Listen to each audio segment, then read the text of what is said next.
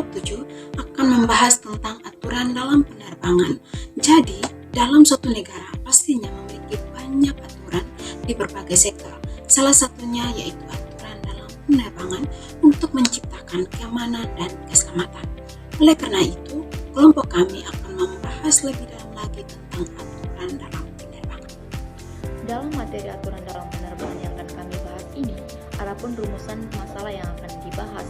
Yang pertama, bagaimana peraturan tanggung jawab pengangkutan angkutan udara berdasarkan Peraturan Menteri Perhubungan Nomor 77 Tahun 2011. Lalu yang kedua, bagaimana pengendalian jalan masuk ke daerah keamanan terbatas di bandara udara berdasarkan Peraturan Menteri Perhubungan Nomor 33 Tahun 2015. Lalu yang ketiga itu, bagaimana sinkronisasi dan keterkaitan antara kedua peraturan tersebut dalam mewujudkan keselamatan dan keamanan penerbangan di Indonesia.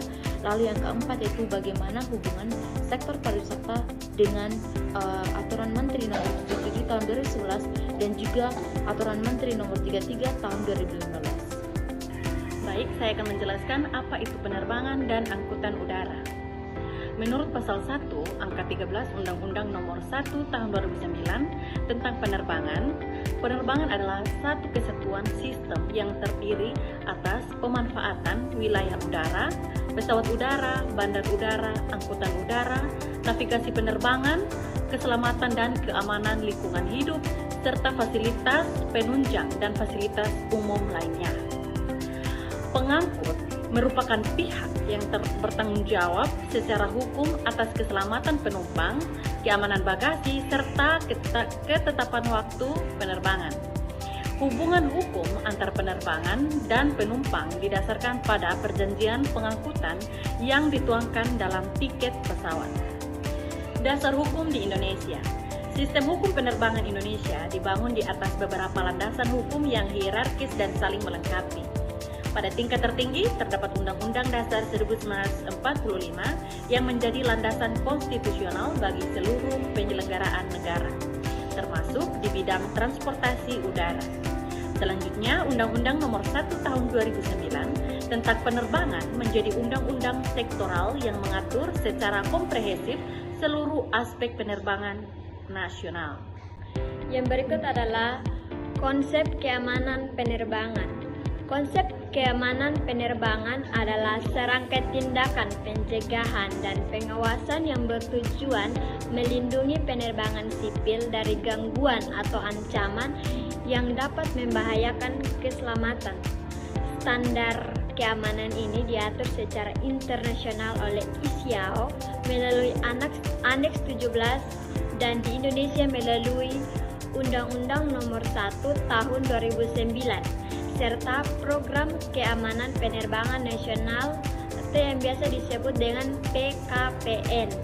Salah satu upaya penting dalam menjaga keamanan adalah pengendalian akses ke daerah keamanan terbatas atau DKT di bandara udara.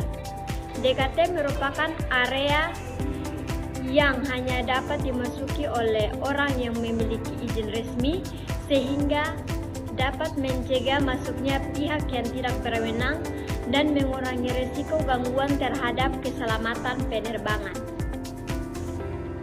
Yang berikut adalah Peraturan Menteri Perhubungan Nomor 77 Tahun 2011 tentang tanggung jawab pengangkutan angkutan udara.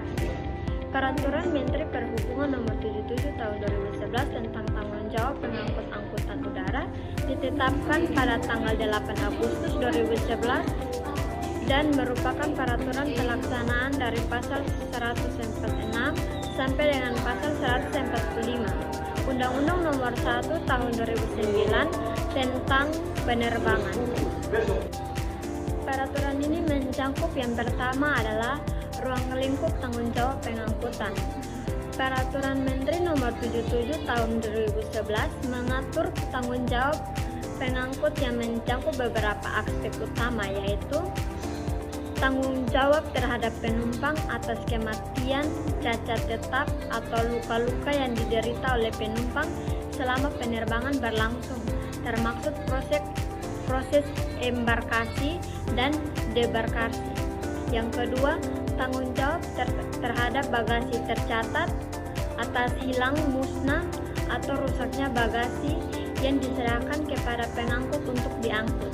Yang ketiga, tanggung jawab terhadap kargo atas hilang, musnah, atau rusaknya kargo selama dalam pengawasan pengangkut. Tanggung jawab terhadap keterlambatan penerbangan yang menyebabkan kerugian bagi penumpang.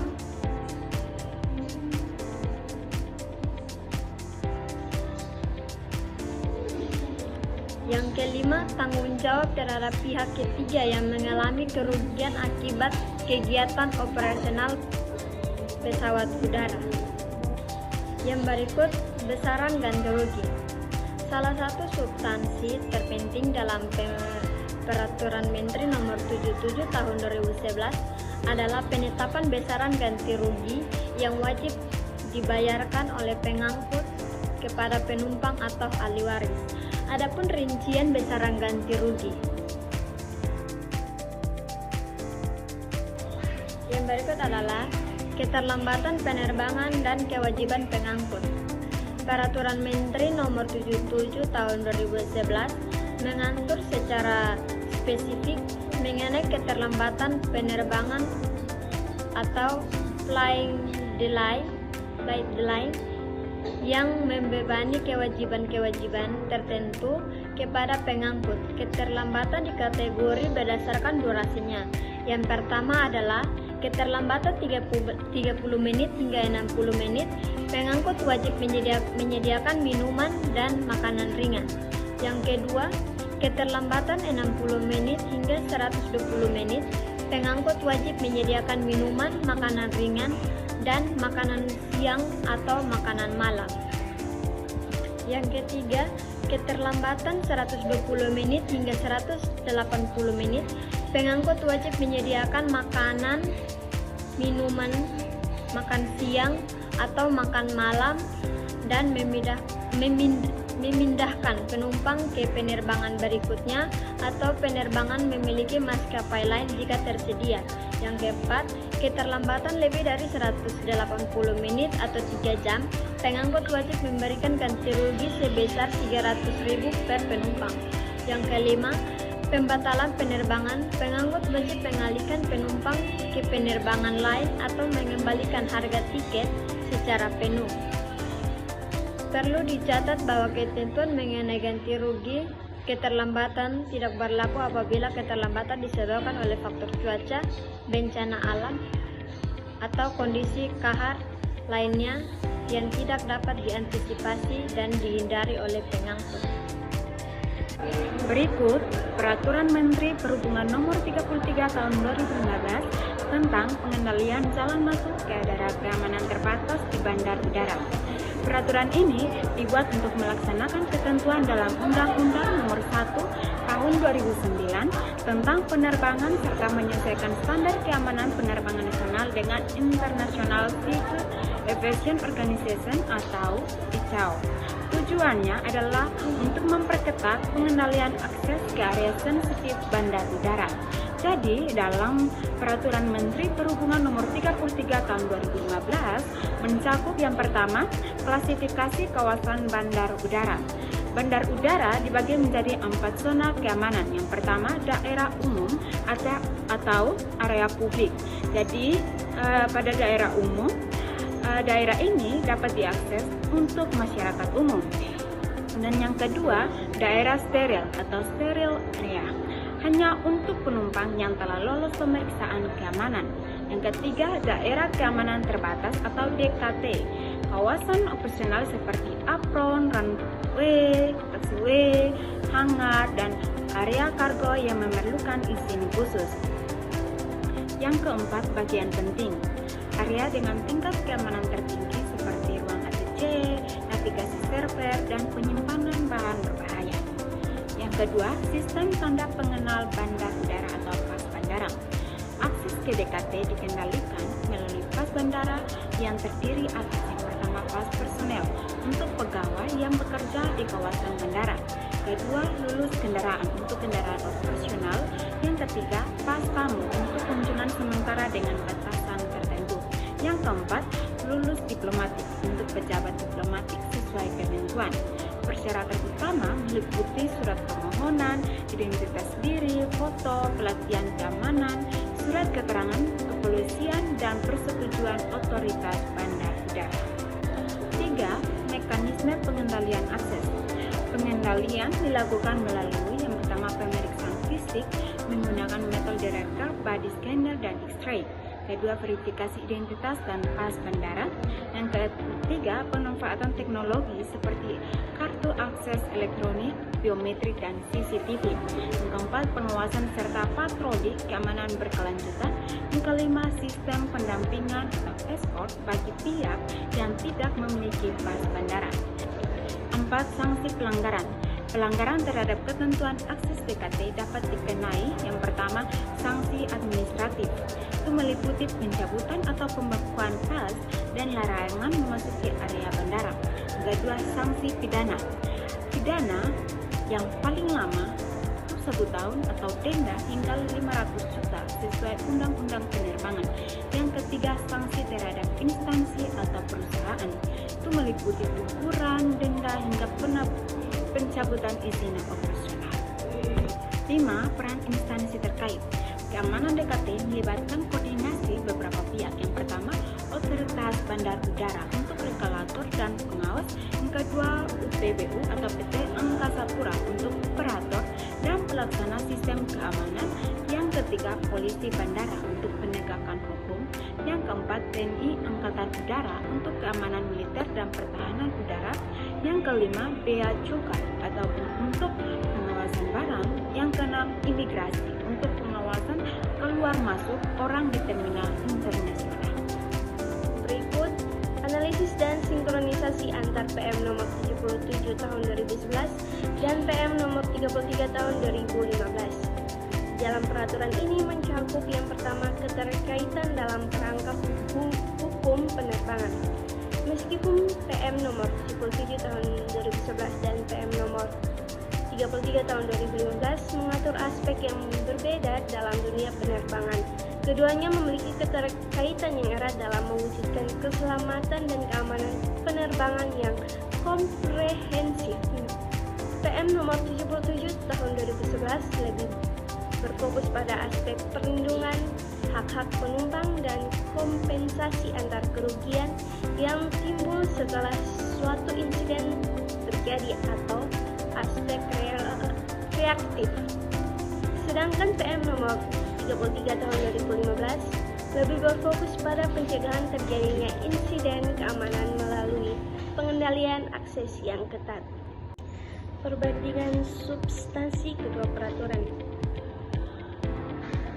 Aspek yang pertama, fokus utama dalam PM nomor 77 tahun 2011 perlindungan hak penumpang dan ganti rugi, sedangkan di dalam PM nomor 33 tahun 2015 keamanan bandara udara dan pengendalian akses.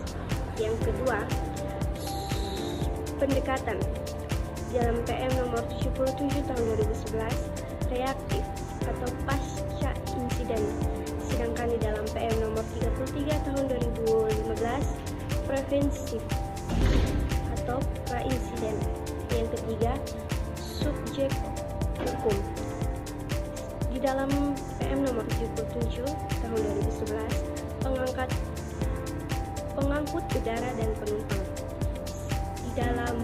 Sedangkan di dalam PM nomor 33 tahun 2015 pengelolaan bandara, penggunaan jasa dan personal bandara. Yang keempat, bentuk kewajiban. Di dalam PM nomor 77 tahun 2011 membayar ganti rugi sesuai tarif, sedangkan di dalam PM nomor 33 tahun 2015 melakukan prosedur keamanan. Yang kelima, sanksi. Di dalam PM nomor 77 tahun 2011 tanggung jawab perdata dan administrasi, sedangkan di dalam PM nomor 33 tahun 2015 pidana, perdata, dan administrasi. Aspek yang keenam, dasar hukum. Di dalam PM nomor 77 tahun 2011 Undang-Undang nomor 1 1/2009 pasal 146 sampai dengan 165. Sedangkan di PM nomor 33 tahun 2015, Undang-Undang nomor 1/2009 pasal 334 CAO Aneks 17. Yang ketujuh, aspek yang ketujuh adalah cakupan. Dalam PM nomor 77 tahun 2011, nasional dan internasional. Sedangkan di dalam PM nomor 33 tahun 2015, nasional atau seluruh bandara udara internasional. Yang berikut implikasi hukum dan tantangan implementasi. Implementasi kedua peraturan tersebut dalam praktik penerbangan Indonesia masih menghadapi berbagai tantangan. Implementasi PM nomor 77 tahun 2011 dan PM nomor 33 tahun 2015 masih menghadapi berbagai kendala, yaitu rendahnya pemahaman penumpang mengenai hak ganti rugi, keterbatasan sumber daya dan fasilitas keamanan di berbagai bandara udara, serta kurang optimalnya koordinasi antar instansi terkait keamanan bandara. Selain itu, perkembangan teknologi dan munculnya ancaman baru seperti serangan siber, penggunaan drone ilegal, dan ancaman dari orang dalam menuntut pembaruan regulasi agar tetap relevan dan efektif dalam menjamin keselamatan, keamanan, serta perlindungan pengguna jasa penerbangan. Hubungan antar sektor pariwisata dengan Peraturan Menteri Perhubungan Nomor PM 77 Tahun 2011 dan Peraturan Menteri Perhubungan Nomor PM 33 Tahun 2015. Sektor pariwisata sangat bergantung pada transportasi udara yang aman dan terpercaya. PM nomor 77 tahun 2011 memberikan perlindungan hukum dan jaminan ganti rugi bagi wisatawan jika terjadi keterlambatan, kehilangan bagasi, atau kecelakaan penerbangan. Sementara itu, PM nomor 33 tahun 2015 menjamin keamanan bandar udara melalui pengendalian akses ke area terbatas sehingga mengurangi risiko gangguan keamanan. Kedua peraturan tersebut saling melengkapi dalam menciptakan perjalanan udara yang aman, nyaman, dan terlindungi sehingga meningkatkan kepercayaan wisatawan serta mendukung pertumbuhan sektor pariwisata. Baik, dari materi ini dapat disimpulkan bahwa Aturan Menteri Nomor 77 Tahun 2011 dan Aturan Menteri Nomor 33 Tahun 2015 saling melengkapi sebagai instrumen yang preventif dan reaktif dalam sistem keamanan penerbangan nasional. Meskipun telah membentuk kerangka hukum yang memadai, implementasinya masih menghadapi tantangan seperti rendahnya literasi hukum, keterbatasan sumber daya, dan koordinasi antara lembaga yang belum optimal. Pembaruan regulasi dan penguatan kapasitas secara berkelanjutan menjadi kebutuhan mendesak agar perlindungan penumpang dan keamanan penerbangan Indonesia dapat terwujud secara efektif.